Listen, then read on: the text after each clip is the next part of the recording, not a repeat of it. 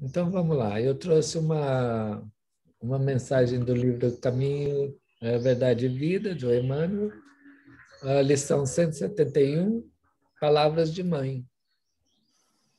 Aquela lição em que Emmanuel trouxe para nós num comentário tão sublime, tão gostoso e tão simples, assim, de uma profundidade tão grande, um comentário de uma frase que foi escrita por João, no capítulo 2, versículo 5, onde o João registra um momento muito fundamental para a humanidade, quando ele registra as palavras de Maria. Sua mãe disse aos serventes: fazei tudo quanto ele vos disser. Aí vamos ver o que o Emmanuel comenta dessa passagem. O Evangelho é roteiro iluminado do qual Jesus é o centro divino. Nessa carta de redenção, rodeando-lhe a figura celeste, existem palavras, lembranças, dádivas e indicações muito amadas dos que lhe foram legítimos colaboradores no mundo. Recebemos aí recordações amigas de Paulo, de João, de Pedro e de companheiros outros do Senhor, e que não poderemos esquecer. Temos igualmente no documento sagrado reminiscências de Maria. Examinemos suas preciosas palavras em Caná, cheias de sabedoria e amor materno. Geralmente, quando os filhos procuram a carinhosa intervenção de mãe, é que se sentem órfãos de ânimo ou necessitados de alegria. Por isso mesmo, em todos os lugares do mundo, é comum observarmos filhos discutindo com os pais e chorando ante corações maternos. Interpretada com justiça por anjo tutelar do cristianismo, às vezes é com imensas aflições que recorremos a Maria. Em verdade, o versículo do apóstolo João não se refere a paisagens dolorosas. O episódio ocorre numa festa de bodas, mas podemos aproveitar-lhe a sublime expressão simbólica. Também nós estamos na festa de noivado do Evangelho com a Terra. Apesar dos quase 20 séculos decorridos, o júbilo ainda é de noivado, porquanto não se verificou até agora a perfeita união. Nesse grande concerto de ideia renovadora, somos serventes humildes. Em muitas ocasiões, esgota-se o vinho da esperança. Sentimos-nos extenuados, desiludidos. Imploramos ternura maternal e eis que Maria nos responde: fazei tudo quanto ele vos disser. O conselho é sábio e profundo e foi colocado no princípio dos trabalhos de salvação. Escutando semelhante advertência de mãe, meditemos se realmente estaremos fazendo tudo quanto o Mestre nos disse. Emmanuel. Muito bom. Então vamos nos preparar para fazer nossa pequena prece, entrar em comunhão mais próxima, mais aconchegante. E hoje eu acredito que particularmente, principalmente para mim mesmo, esta comunhão com o divino, com a atmosfera celeste, está assim tão natural, porque paira em nós. Nós respiramos esse amor que nos cobre, esse amor materno. Vibra em nossas fibras sublimes sensações que tornam-se sentimentos angélicos, traduzindo em nós a certeza da vida. E nós agradecidos a Deus, a Jesus, a nossa Mãe Maria Santíssima, por tudo que nos oferece. Nós pedimos ainda que abençoe a nossa terra, abençoe os filhos amados, as filhas amadas.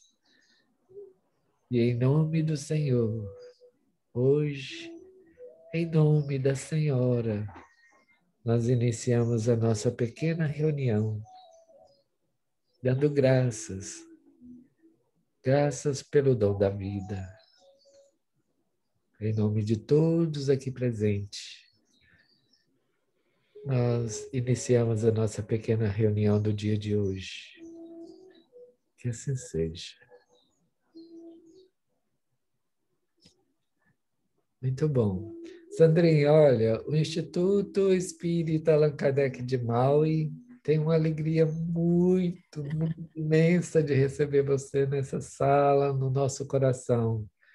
Nós te damos as boas-vindas.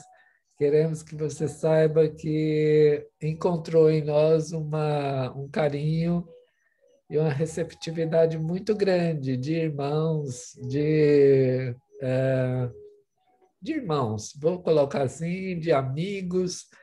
E seja muito bem-vinda. Nós te recebemos e te pedimos que fique muito à vontade. A simplicidade é o fator primordial desta sala. E nossa reunião se espalha pelo mundo. Se você permitir, nós gravamos e colocamos e pedimos assim a Deus que a sua mensagem possa traduzir o conhecimento e atingir lares e corações, transformando opiniões, iluminando atitudes pelo mundo afora. Deus te abençoe e seja muito bem-vinda. Fica à vontade para a gente aproximar mais ainda do seu coração. Conta um pouquinho sobre você antes de você começar. Por favor, só um pouquinho. Fique à vontade, Sandrinha. Nós tivemos a felicidade de reencarnar num lar em que a nossa mãe já era espírita, embora tenha sido católica fervorosa, mas minha irmã mais velha teve uma febre tifoide e foi desenganada no interior, na verdade, no Agreste, lá de Pernambuco, e o médico olhou para minha mãe, que era aquela chamada Filha de Maria, né? tinha todos aqueles paramentos de Filha de Maria, e disse para ela que a medicina tinha encerrado o que podia fazer, mas que ela procurasse uma casa espírita. Era uma única casa espírita na cidade de Carpina, naquela época. Ela olhou para o médico e perguntou se ele estava mandando-a para uma casa do diabo. E ele explicou para ela que não era uma casa do diabo, fez algum esclarecimento e disse, mas a senhora tem o livre-arbítrio, né? Eu estou só dizendo que a senhora pode levar, não é a casa do diabo, eu frequento lá, enfim. E, no final das contas, ela disse assim, para curar minha filha, até para o diabo eu vou. E foi. E, chegando lá, descobriu, primeiramente, que não era nada daquilo que ela e o preconceito no qual tinha sido formada, e minha irmã ficou curada e ela ficou lá.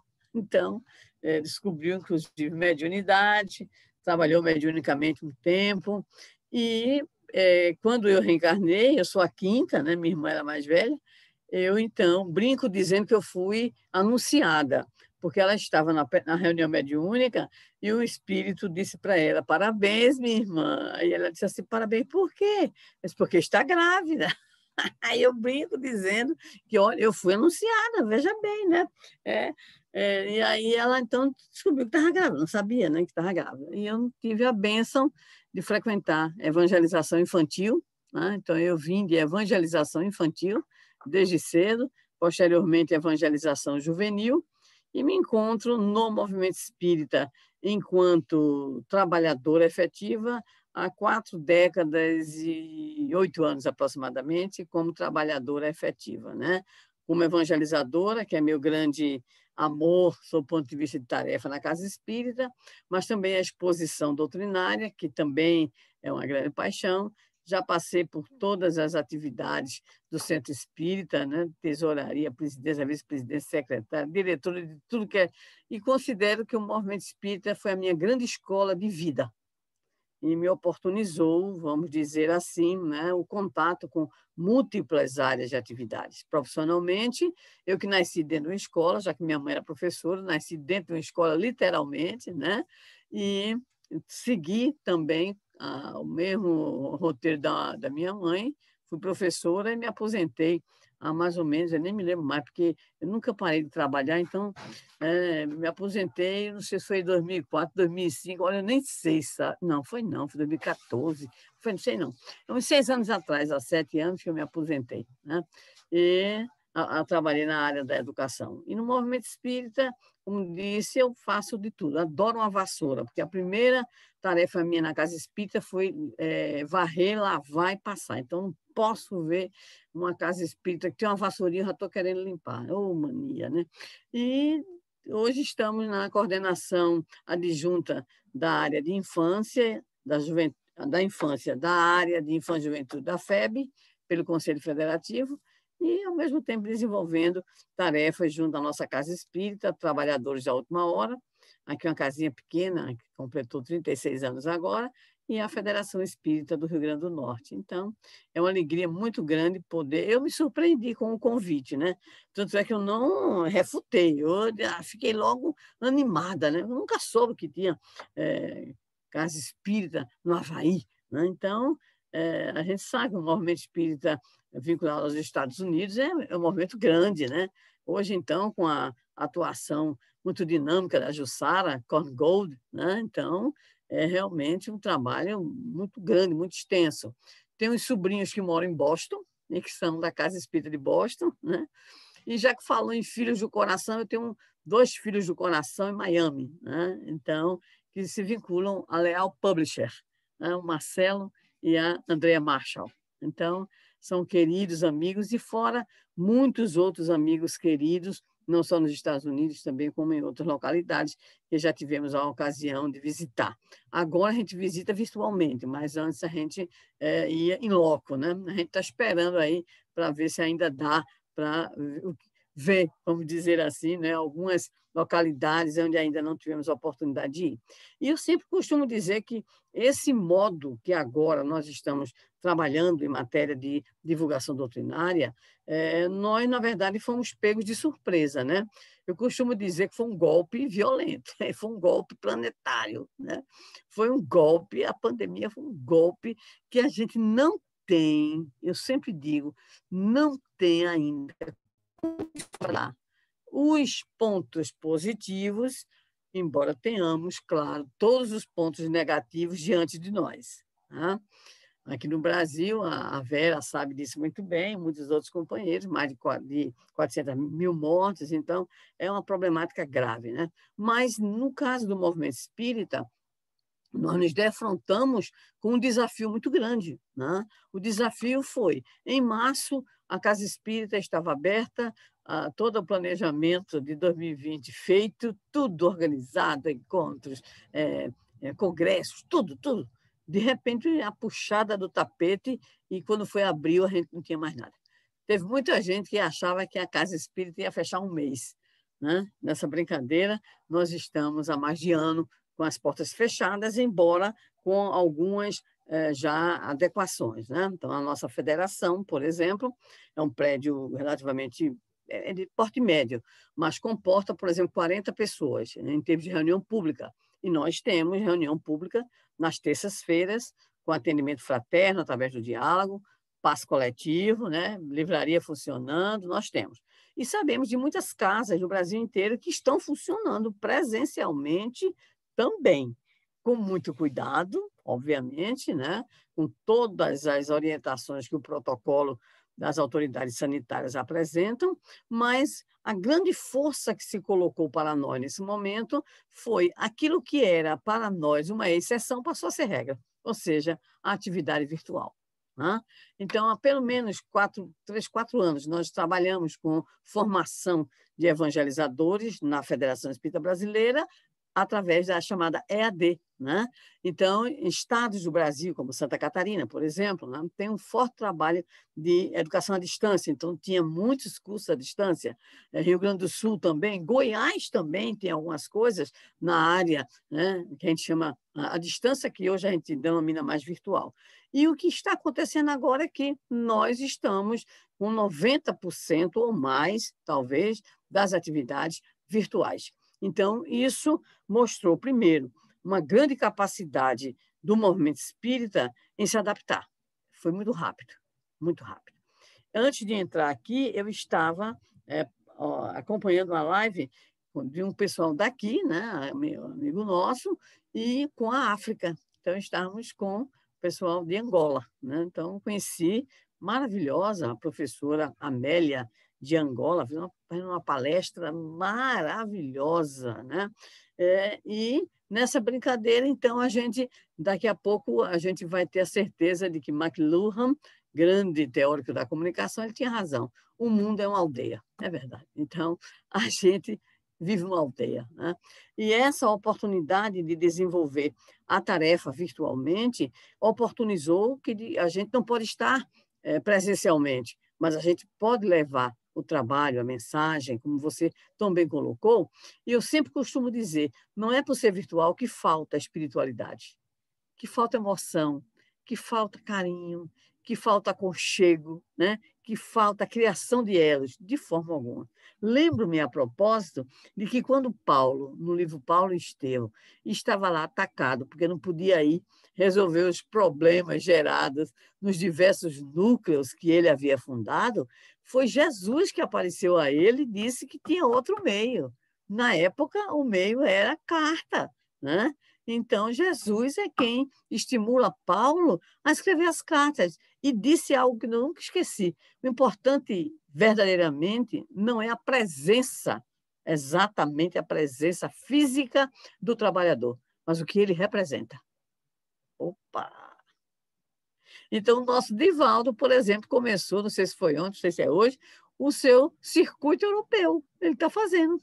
Fez ano passado o circuito europeu online e está fazendo novamente o circuito online. Então, eu acredito, meus queridos amigos, estimados irmãos, que há essa possibilidade de criação, como o Paulinho colocou, de novos amigos, né, de estarmos juntos, de podermos nos socorrer, né, reciprocamente. Isso é muito bom, isso é muito favorável, e da gente ter uma noção que também digo sempre, sem essa noção a gente não chega ao mundo de regeneração, que é a noção de cidadania universal, no caso, cidadania planetária. Se a gente não tiver essa noção de cidadania planetária, de que o que é importante é o outro, não é a nacionalidade do outro, não é.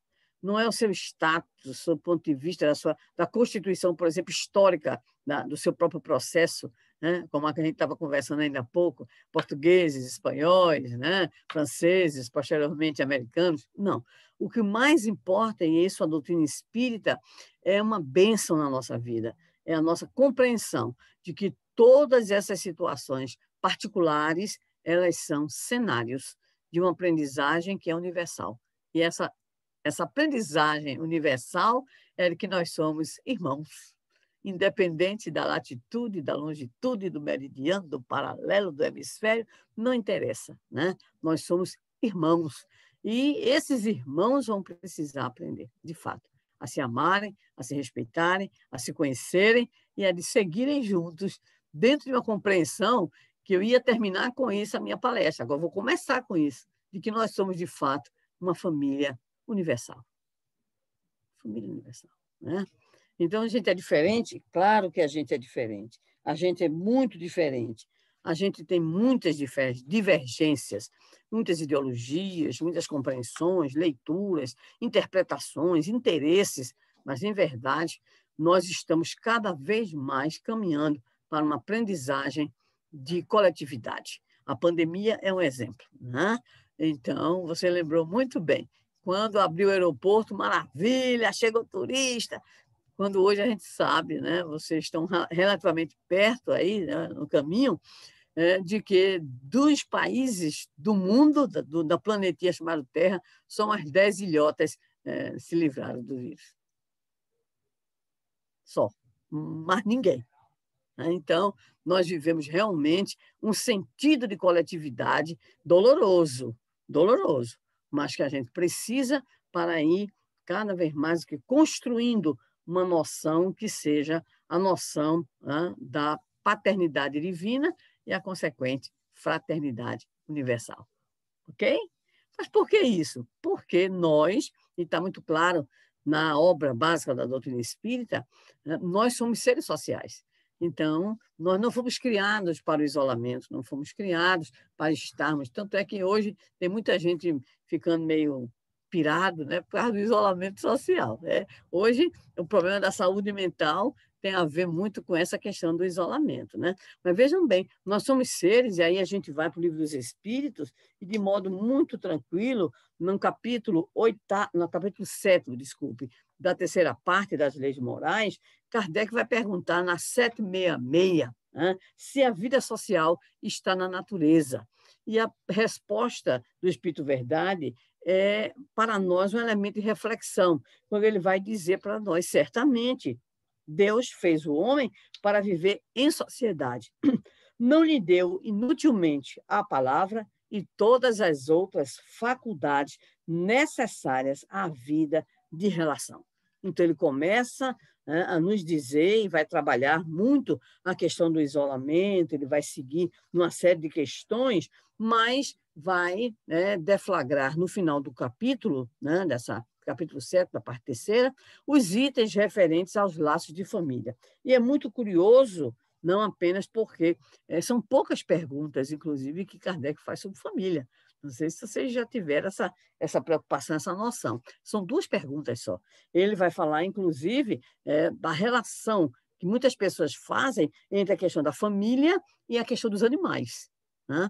E nessa resposta, o Espírito Verdade, usando uma linguagem aqui da nossa juventude, dá um brá. O que é dar um brá? Vamos lá, dá um fora. Dizendo que os animais eles têm vida material. O homem ele tem vida moral.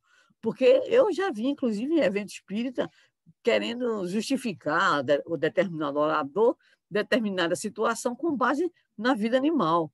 E eu me lembro que a Heloísa Pires, talvez alguns conheçam, com certeza a nossa irmã de São Paulo conhece, a Vera, né? A nossa Heloísa Pires ciscou, né, lá, e até a hora que deram a palavra para ela, e ela foi em cima do orador e disse, meu irmão, me perdoe, eu não posso ficar calada. Você está fazendo uma interpretação e levando o público a entender algo que está equivocado. O homem tem vida moral. Né? Então, em razão, por exemplo, dessa vida moral, é que Kardec faz a última pergunta. Qual seria, então, para a sociedade, o resultado do chamado relaxamento dos laços de família? E a resposta é muito clara, uma recrudescência do egoísmo, ou seja, aí é que a gente vai se tornar, então, o quê? Egoísta. Há muitas teses, há muitas ideias, muitas hipóteses, muitas teorias acerca do surgimento da família. A depender da linha ideológica do analista, ele vai ter inúmeras respostas. Se ele for materialista, marxista, por exemplo, ele vai dizer que a família nasceu pela necessidade do homem de domínio e de delimitação, no caso, daquilo que era dele, ou seja, a mulher dele, os filhos dele, a terra dele, os bichos dele. Né? Então, já seria uma leitura. Mas, por exemplo, para leituras não propriamente materialistas marxistas, né, a família teria sido resultado de um processo eletivo de afeto. Olha aqui, diferença, né, absurda. Né? Então, seria a partir exatamente de quê? Da eleição afetivo-sexual, mais afetiva. Né? E outras teorias inúmeras. Mas, quando a gente vai para a história um pouco sobre a própria família, a gente vai lembrar que houve um tempo, e em especial no século passado, em que família era algo extremamente questionado. Né? Então, se dizia que, da mesma forma que se queria a morte de Deus do século XIX para o XX, do século XX para o século XXI era a morte da família. A morte da família. Ah, para que família? Família representa o quê? Repressão, modelo fechado, né? A família não deixa que o seu membro mais novo ele se mostre tal qual ele é, ela impõe padrões, enfim, era uma confusão. Lembro-me que na época de universidade, na década de 70, era só o que a gente escutava, né? E a partir principalmente desses anos 60, 70 e 80, que são anos dos chamados anos dourados, né? São os anos das chamadas revoluções de juventude, bem como também revolução feminista, e nos anos 80 em especial, dos grandes processos de globalização. Então, a família é como se fosse um castigo na vida da criatura. Eu ouvia muito minhas amigas dizerem: eu quero ter meu emprego e tudo para poder me livrar da família. Mas, um pouco tempo depois, o que se viu, em especial nos anos 90, alguns estudos já mostraram que nada, que história para boi dormir, como a gente diz aqui, que nada, porque, de repente, nós temos o quê? O filho que está com 40 anos, né? Ou não casou, ou casou e separou, e volta para morar com quem? Mamãe, papai. Ou então, mamãe e papai têm um terreno bom, e a turma aqui é conhecido, no Nordeste é muito conhecido. Aí o papai e mamãe dizem assim: faz o seguinte, você vai casar? Vou, mas quem casa quer casa, principalmente o homem, né, que adora ser, né, positivo. Mas faz o seguinte, constrói aqui. Aí construía o chamado vão, 2 vão, 3 vão, né? E assim. Então, o que mais hoje se sabe é que essa história de dizer que família, né, ela ia acabar, não, ela se transformou.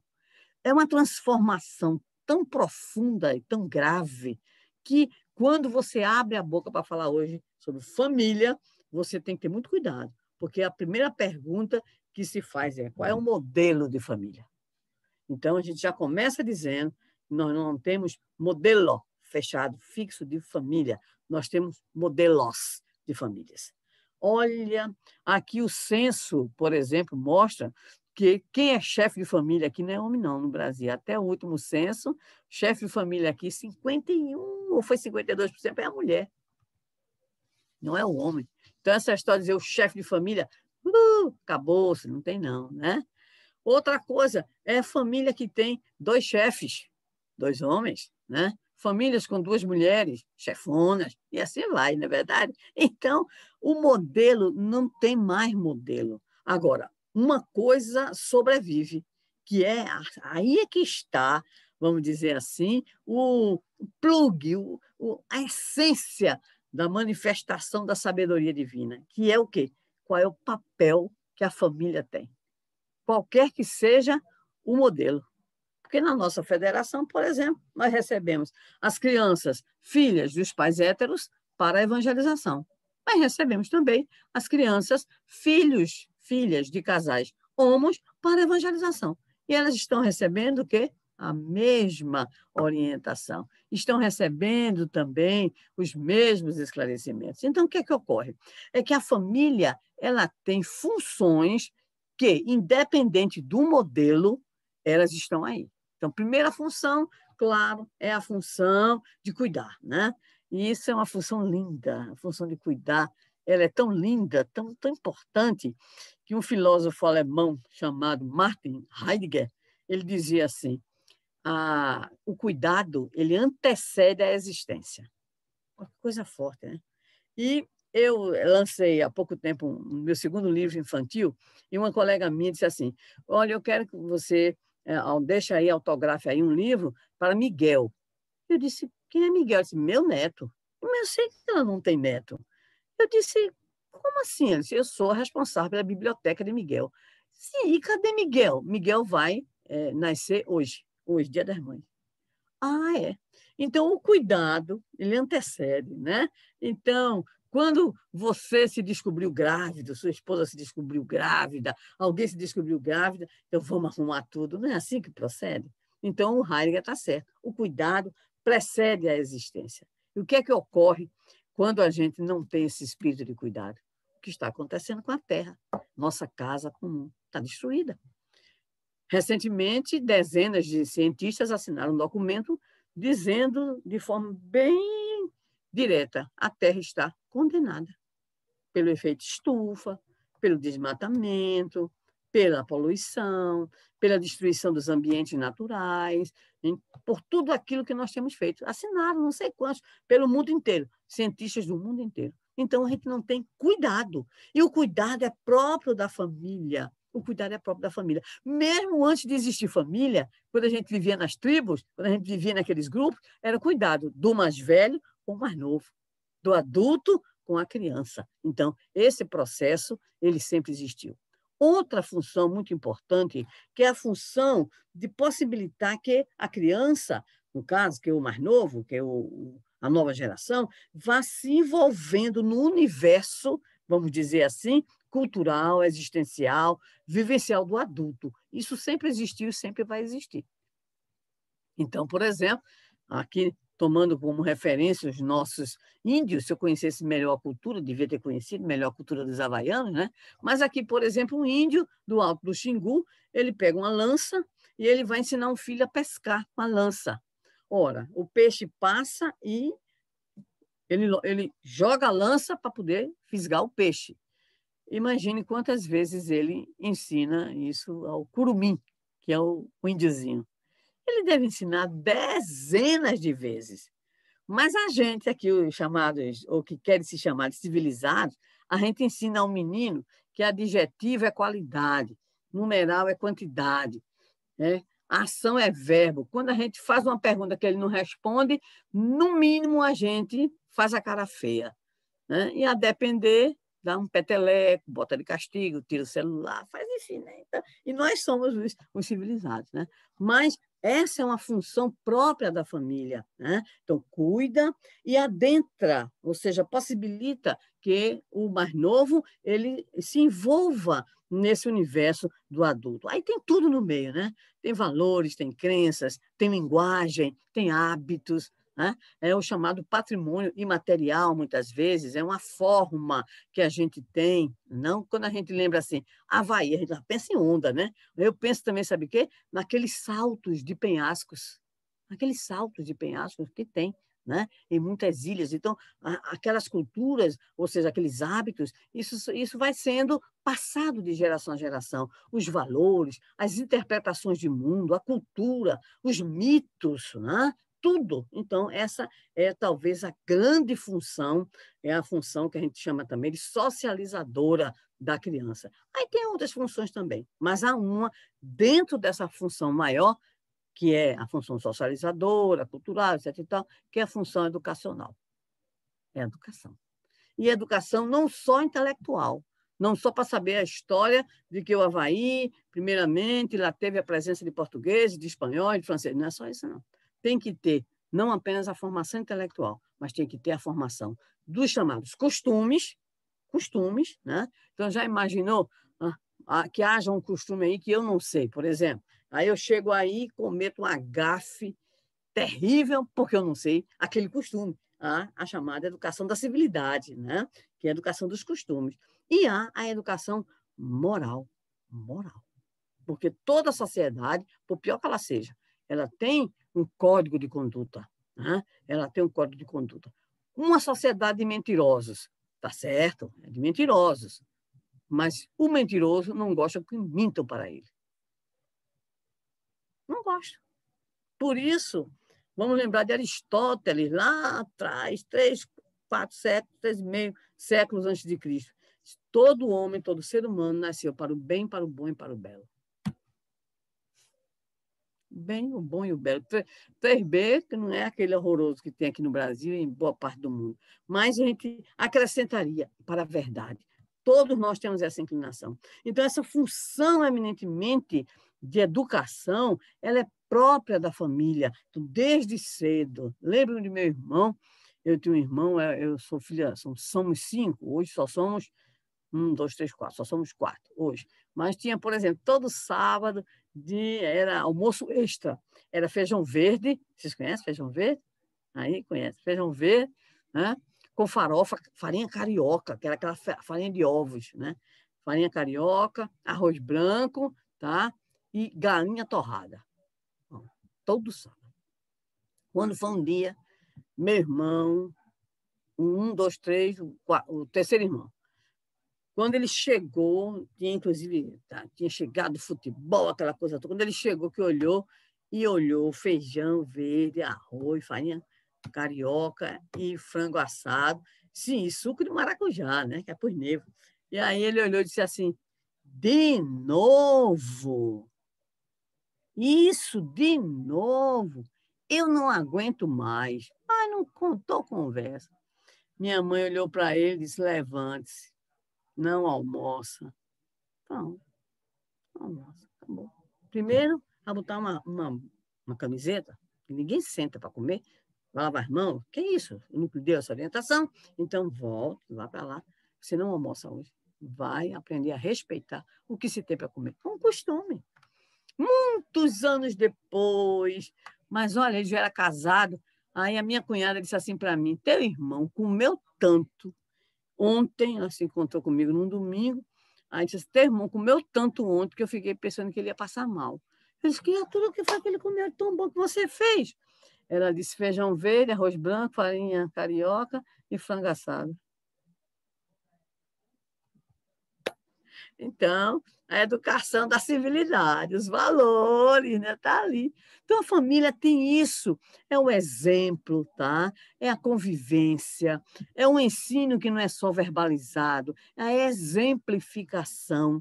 Então, isso tudo constitui o caminho, que é um caminho que vai fazer aquilo que o Livro dos Espíritos nos diz. Ou seja, os laços sociais, eles existem, mas eles são meio frouxos.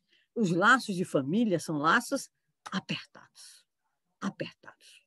Então, eu não gosto do meu vizinho, dou um jeito, vendo a casa, não gosto do meu chefe, arranjo outro emprego, faço um concurso. Embora tenha gente, aqui no Nordeste tem muita gente, Goiás também tem, viu?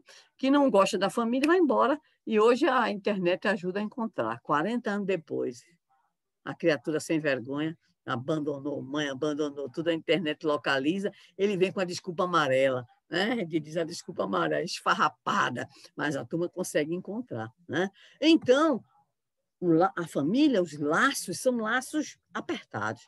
E aí é através, em especial, de todo esse conjunto de funções da família e essa necessidade de nós estarmos juntos, de podermos, então, desenvolvermos as nossas faculdades, é aí também que o Instituto da Reencarnação nos possibilita algo que é fundamental, que é essa educação a qual nos referimos, não só numa perspectiva dessa encarnação, mas o processo de educação numa perspectiva de educação contínua, usando a expressão de Comênios, uma educação para a eternidade.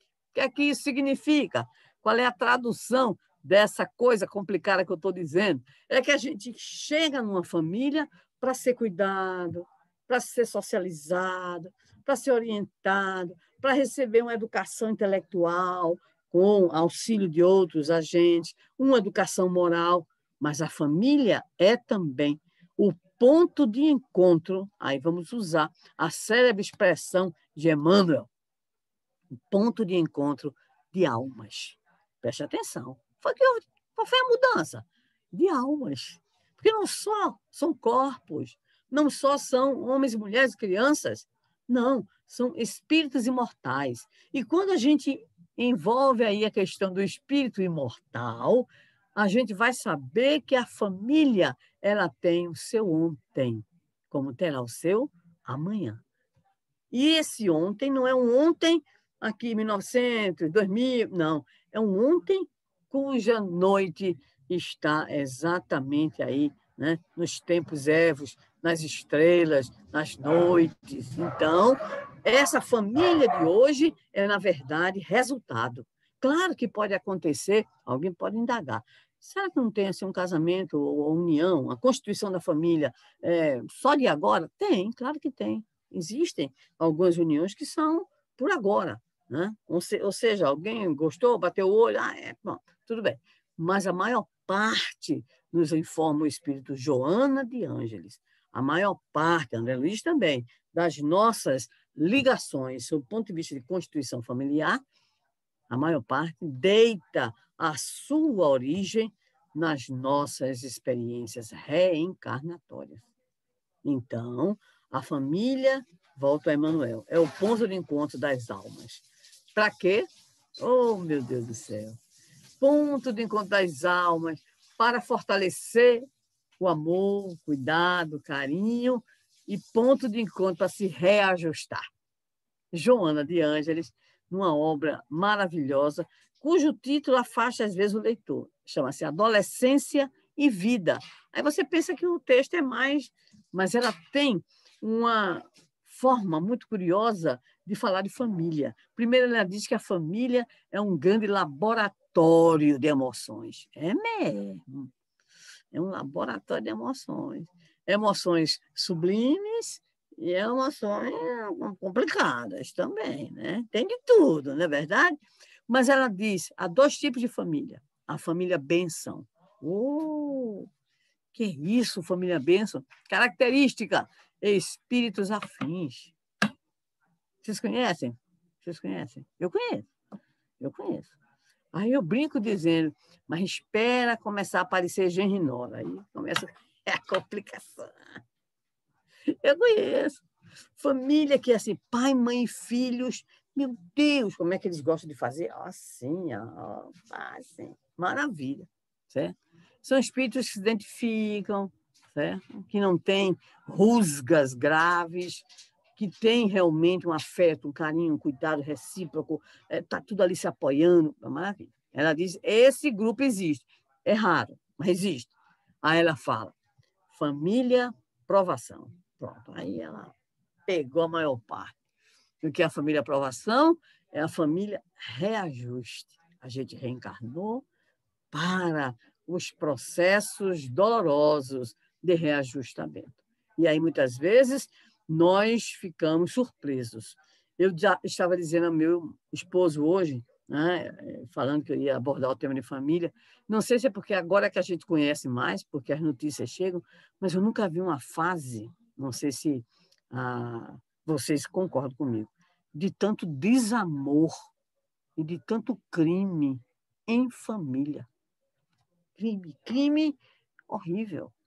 É a mãe que permite que o padrasto torture e mate. É a mãe que mata. É o pai que mata. Aqui teve um filho que ficou chateado aqui no Brasil. Ficou chateado porque o pai disse, você parece um vagabundo, você não faz nada. O cara só queria saber de halterofilia. Ele, então, se irritou, né? Foi, pegou uma corda e forcou o pai. A mãe chegou, ele não queria testemunho e forcou a mãe. Você olha, meu Deus, que banalização é essa da violência? Então, eu concordo, tenho que concordar com o que o nosso Divaldo diz. Abrir a porteira. Reencarnou de tudo que a gente possa imaginar para ter uma última chance. Mas também eu nunca vi tanta, cá entre nós, eu nunca vi tanta gentezinha ruim dentro da família, dentro de maus tratos com o seu filho, de maus tratos com a sua filha, maus tratos com o seu idoso, né? Revelando que o mundo de provas e expiações está realmente aí, firme e forte, né? Todo mundo já querendo o quê? Querendo um mundo de regeneração, mas eu vou dizer a vocês, meus queridos, esse mundo de regeneração é um processo que ainda demora. Ainda demora. Não está batendo na porta, não. Uma vez eu conversei com o Divaldo e ele disse assim, olha, imagina o amanhecer. Oh, maravilha. Então, a nova era começa no primeiro minuto depois da meia-noite. Entendi agora. Entendi. Entendi que a gente tem uma madrugada imensa ainda pela frente. Tem muitos entre nós, espíritas, que são meio, com todo respeito, muito românticos, inclusive. Maravilha, mundo regenerado. Não regenerado, está demorando demais, vai demorar. E, principalmente, vamos ter dificuldades porque nós precisamos investir em nosso processo de autoeducação. Então, meus queridos amigos e estimados irmãos, hoje nós estamos aqui trabalhando, falando sobre família e queremos dizer a todos vocês que nos escutam, que nos escutarão, não tem nada melhor. Não tem nada melhor. É o nosso campo de exercício, de tudo aquilo que nós precisamos para a construção de uma família maior, de uma família à qual Jesus se referiu quando disse a Maria, mulher, na crucificação: eis aí o teu filho, filho, eis aí a tua mãe. Essa ideia, né, de uma família, próprio Kardec, muita gente não percebeu, mas está lá no livro dos Médiuns. Ele vai falar da família espírita, né? E toda família tem dificuldades, toda família tem problemas, toda família tem realmente alguns fatores, né, de desajuste. Mas que nós possamos, essa é a nossa, vamos dizer assim, a nossa reflexão maior neste momento, que nós possamos ter a convicção de que a família permanece sendo a estrutura social que Deus nos favoreceu para o exercício da aprendizagem, do amor, da indulgência, do perdão, do cuidado, do autocuidado, para que nós possamos caminhar juntos, lembrando, ombro a ombro, lado a lado, mas principalmente nessa superação à qual todos somos chamados, a superação das nossas dificuldades, e que se nós podemos disfarçar lá fora, nos ambientes, lá dentro, no interior da família, é ali, é aí que nós estamos sendo chamados ao exercício do amai-vos uns aos outros, como eu vos amei, conforme Jesus nos apresenta. Eu estou preocupada, Paulinho, porque apareceu uma mensagem aqui relativamente ao som. Está com problema no som? Não? Não, tá bom, né? Então, ai, maravilha, que apareceu aqui dizendo que nós estamos com um problema no som. Vamos lá. Então, para irmos fechando as nossas reflexões, nós buscamos mais uma vez o nosso amado Emmanuel, que vai nos dizer na obra Vida e Sexo, está aqui, todo mundo tem referência, né? Ele vai nos falar, usando como epígrafe aquilo que está no Evangelho segundo o Espiritismo, os tipos de família, né? A família pela consanguinidade, a parentela corporal e a parentela espiritual, né? E eu lembro-me que, recentemente, eu tive que chamar uma pessoa, uma jovem amiga, né, que tem um problema grave familiar, muito grave, criada pela avó, né? Então, a mãe não se envolveu na criação. Quando a avó desencarna, então o problema aí está, né? O problema aí está, e, de fato, não há uma preocupação materna, né? Materna. Não há, nunca houve, nem quando era bebezinha, né? Então, e era muito sofrida com essa situação, e eu tive que fazer o que se chama, né, um esclarecimento doutrinário em relação à figura materna. Hoje, todo mundo aqui recebeu não sei quantas mensagens, né, do Dia das Mães. Eu tenho uma outra amiga, essa já com mais idade, que tem um problema grave também com a mãe. E aí eu mandei para ela, né, um texto muito interessante, né? E ela respondeu assim: há controvérsias. Eu mandei de propósito, que eu sei que ela tem problemas com a mãe. Aí eu respondi para ela assim, eu disse: mas graças a Deus você é espírita. Ela não consegue se libertar disso. Olha, eu vou dizer a você, vai fazer mais de uns 30 anos que eu estou nessa doutrinação e não consigo, porque está enraizado nela. Se você é espírita e você sabe que há dois tipos de família, você nessa encarnação, você tem essa problemática vinculada à figura materna. Só quando você desencarnar é que você vai saber a razão, né? Mas você tem a consciência de que é um espírito com o qual você tem dificuldades. E era com você. Então, é um processo. Eu estou sempre estimulando. Como é? Hoje mesmo, assim, já mandou a mensagem para o Dia das Mães? Não, deixar para mandar perto da meia-noite. Mulher, faz isso. Você diz assim: Feliz Dia das Mães, já passou o dia, então você não tem problema. Mas você percebe, né, como os espíritos têm razão a nos dizerem que que Emmanuel tem razão, principalmente, que é o ponto de encontro de almas. Isso é um ponto de encontro de almas, não só de almas pelo amor, mas também de almas pelos ódios, né?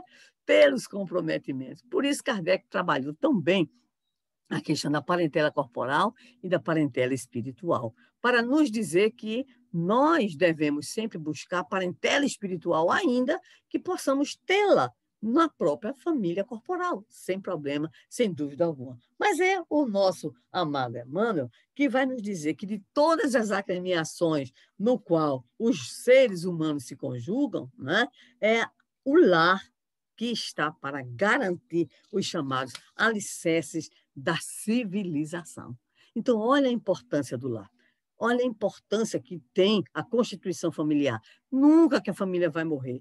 Vai se transformar, vai se adequar a uma situação, a outra, aos perfis, mas nunca. E aquelas funções às quais nos referimos, também elas nunca estarão, né, superadas. E ele, então, vai nos dizer, temos, dessa forma, no Instituto Doméstico, uma organização de origem divina, em cujo seio encontramos os instrumentos necessários ao nosso próprio aprimoramento para a edificação de um mundo melhor. São essas duas expressões finais que nós gostaríamos de usar nas conclusões das nossas reflexões. É no lar, em especial, que nós encontramos os instrumentos necessários ao nosso próprio aprimoramento. E fechamos com a expressão muito feliz do nosso querido Leon Denis, para pegar a segunda parte da fala do Emmanuel. Não podemos imaginar um mundo novo, como Emmanuel fala, Leon Denis fala, uma sociedade nova, né? Sem que não tenha o quê? Novas criaturas.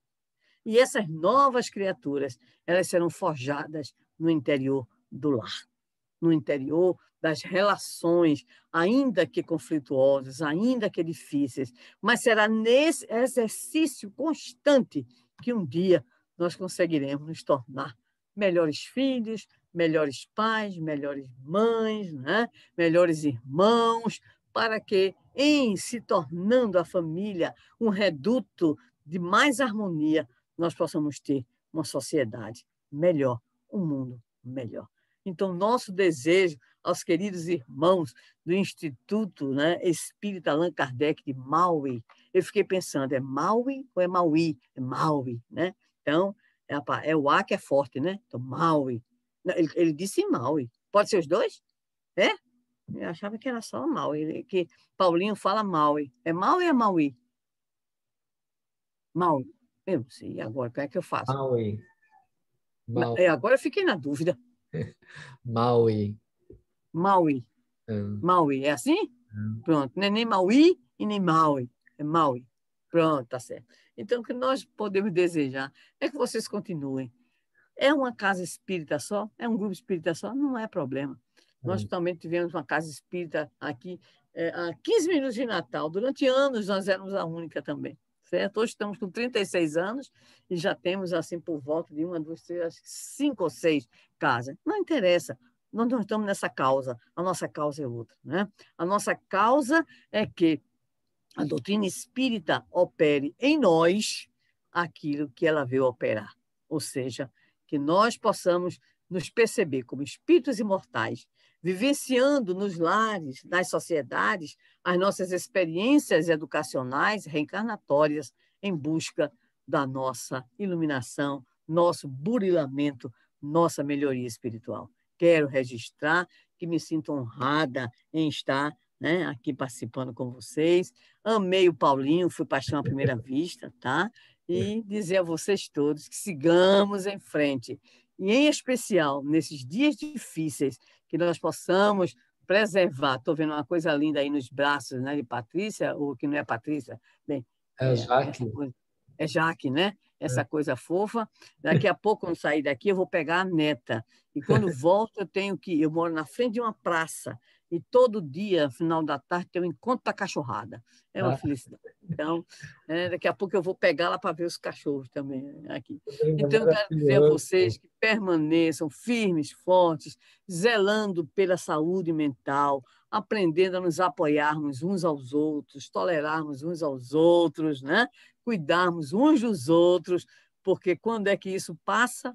A gente não sabe, mas sabe aquele recadinho que Maria Santíssima, a mãe de todas as mães, mandou dizer, não é isso? Ao nosso Chico Xavier, pelo Bezerra de Menezes, quando o Chico consulta sobre um problema grave que ele está enfrentando, e quando o Bezerra traz a resposta, ele pega lápis, papel e diz, pode ditar. E aí a resposta é, tudo passa. Foi uma decepção. Tudo passa. Ele disse, só isso?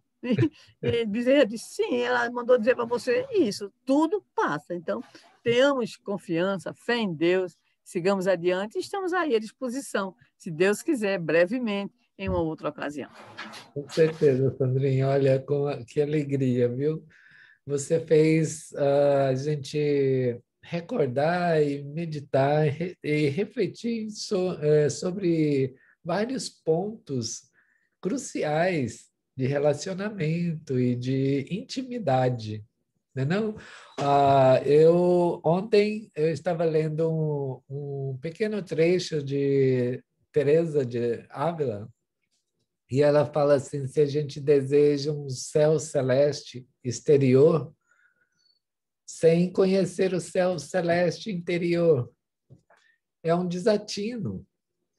Então, se nós desejamos nos relacionar com uma família universal, ter um relacionamento maravilhoso e amoroso e fraterno com o mundo, com o universo, sem adentrar dentro desse pequeno universo de sentimentos e de experiências, né? De trocas. Essa ideia é muito interessante porque você começou o nosso bate-papo referindo ao momento atual da situação que nós nos encontramos, dos requisitos importantes tão atualizados, né, tão próximos, tão inigualável, vamos colocar assim, de uma outra situação que me levou ao sentimento e as conclusões de 2020, quando nós percebemos que havia, por um período já assim crescente, havia uma divisão entre a família, assim, de opiniões motivadas por administrações políticas, religiosas, enfim, que generalizou de uma forma tão grande, onde dentro do lar estava bem dividido. A filha contra o pai contra o filho, a sogra contra o genro. Nas palavras do Cristo, está bem nítido, uma coisa assim, e crescente. E por um motivo assim, ó, como você falou, em março nós estávamos abertos, em abril já se fechou tudo. Isso, para mim, no meu entender, foi voltar-se. Nós estamos afastando, vamos voltar, porque o negócio ia ficar muito egoístico, não ia? E eu lembrei da pergunta da sogra de Pedro para Jesus, Jesus no lar. Uhum. Quando ela faz aquela pergunta para ele: Senhor, afinal de contas, que vem a ser a nossa vida no lar? E você respondeu. Você respondeu com muita felicidade. A nossa vida no lar hoje, olha, isso aqui é essa mensagem de Neio Lúcio. Vou ver aqui quando é que eles publicaram. Nem achei aqui. 1910 é quando o Chico nasceu. Bom, não vi Enfim, é uma mensagem atual. A pergunta é atual. Foi feita lá para o Cristo, mas a pergunta é atual. E a sua resposta foi muito, muito precisa, muito esclarecedora, Sandrinha. Nós ficamos muito agradecidos pela sua presença. Eu que fico feliz. Muito, muito Eu estou muito animados, feliz, estou muito feliz. muito animados. como nós te falamos, nós estávamos procurando assim, mensagens para a gente ler no início, né, para fazer aquela introdução, tocar corações. E hoje nós não precisamos de preocupar com isso, que os corações já estão tocados, já estão despertos. Esse clima que envolve todo mundo é um clima muito gostoso, e que é esse clima que todos nós estamos buscando para a vida, para o dia a dia, para os problemas, para os desafios. Eu, mais uma vez, se você me permite, lembrar do Dalai Lama. As palavras dele foi muito simples, palavras de coração ligadas à maternidade, ligada a a esse sentimento de família. Ele responde assim, ó. Ele responde não, ele escreve, né? Sobre um trechinho sobre os Dias das Mães. Ele começa assim: os seres humanos primeiro aprendem sobre a bondade e compaixão de suas mães. O coração quente traz consigo uma sensação de paz interior. É um antídoto para a raiva, o ciúme, o medo. Se você tiver paz de espírito, amigos se reunirão ao seu redor. Isso é senso comum. Neste Dia das Mães, o que me lembrarei é o rosto gentil da minha própria mãe. Só isso.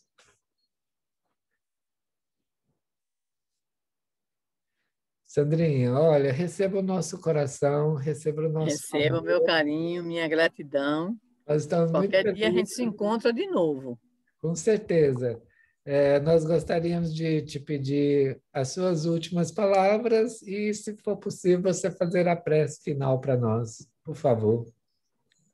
Primeiramente, como Eu disse no quero, início, só um minutinho, eu quero te agradecer pelas suas flores aí atrás de é você. porque as minhas flores, eu gosto de todas as flores. Inclusive, eu vou começar, se você aceitar, eu todo dia, né, eu mando uma mensagem, né, para as pessoas que integram minha rede social e no meu Instagram, e a minha mensagem, às vezes, muito raramente, foi de paisagem, mas é sempre que flor e uma mensagem, flor e uma mensagem. E é interessante que, a partir daí, muitas pessoas amigas começaram a me mandar flores, né? Fotos de flores. Então, por exemplo, eu adoro a flor amarela, eu pessoalmente. Mas eu nunca conheci, por exemplo, a chamada Dama da Noite, não sei se alguém conhece aí. Então, uma amiga minha de Pernambuco me mandou a Dama da Noite, linda uma flor. Aí a outra me mandou da Suíça, a flor de Pentecoste, que tem um outro nome aqui no Brasil, linda, belíssima, vermelhona, bonita. E uma amiga minha, muito engraçada, muito brejeira, disse assim: eu vou mandar para você a flor do quiabo. É É bonito, linda, a flor linda, do quiabo é uma coisa fofa. é linda. Aí quando eu escrevo, pronto, um amigo meu mandou a flor do pessegueiro, é linda. A flor da amoreira é linda também. Então, hoje eu sou colecionadora de fotos de flores. E eu tenho uma amiga no Paraná, de infância, que ela é médica e ela tem um jardim que eu digo assim para ela: minha irmã é uma inveja cristã. Ela disse assim: tem essa? Eu digo: tem não, mas eu vou criar. Gente, agora ela chora, porque quando chega o inverno, destrói tudo, o clima destrói tudo. Aí ela renasce. É cada coisa linda, né? Então, se você permitir, eu vou começar a botar você no meu grupinho Por aí e você vai receber as minhas mensagens com flores, né? Então, são favor, sempre e eu assim. repasso Agora, para o grupo. passa para o grupo. Agora, tu não sabe o que é interessante. Quando eu escolho a mensagem, eu digo assim: meu senhor, me ilumine. Emanuel, André Luiz, e assim vai. Me ilumine para que essas mensagens, alguém seja tocado ou responda a alguém. Eu sempre tenho essa resposta. Por mais, eu achei ela bem estranha, essa que me caiu para eu colocar. Aí uma pessoa manda para mim dizendo: essa me freou numa situação que eu ia. Nossa! Então, realmente, meus amigos, nós estamos cercados dos bons companheiros e quando nós nos dispomos a fazer as coisas boas, nós estamos com essa assessoria, vamos dizer assim. Não é mérito nosso, é mérito da tarefa. Vamos orar? Vamos. Amado Mestre Jesus, tu que és o governador espiritual deste planeta, nosso modelo, nosso guia, pastor, mestre, tu que representas para nós ressurreição, vida, luz, apiada-te, Senhor, das nossas poucas condições espirituais. Envolve a cada um de nós com o teu amor, para que paire sobre a terra pouco mais de paz, de serenidade, de fraternidade verdadeira, a base, Senhor, da vida em sociedade, baseada nos teus evangelhos. Envolve os corações em sofrimento, os enlutados, os enfermos, as famílias que enfrentam o desemprego, o convite constante da violência, do preconceito. Envolve os corações, Mestre amado, para que esta terra que um dia tu pisaste se transforme num local de bênçãos, numa família baseada no real sentimento de amorosidade entre todas as criaturas. Alcança, Senhor, os nossos queridos irmãos que nos acompanharam nesta live, neste dia, tarde ou noite, e nos inspira, cada um de nós, para que mesmo diante das dificuldades, dos limites, possamos levar adiante os nossos compromissos, certos de que a tua palavra continua no nosso íntimo a repetir: vinde a mim, todos vós, que vos achais aflitos, sobrecarregados, eu vos aliviarei.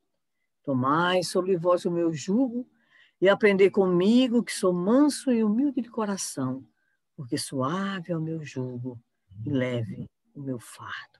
Sê conosco, Senhor, e ajuda-nos na condução dos nossos fardos individuais e coletivos, para que o sacrifício da cruz não se faça vão. Grata, Senhor, e gratos todos nós. Que assim seja. Sandrinha, que alegria, minha irmã. Que bom. Vamos em frente. Jaque. Cadê o cachorrinho?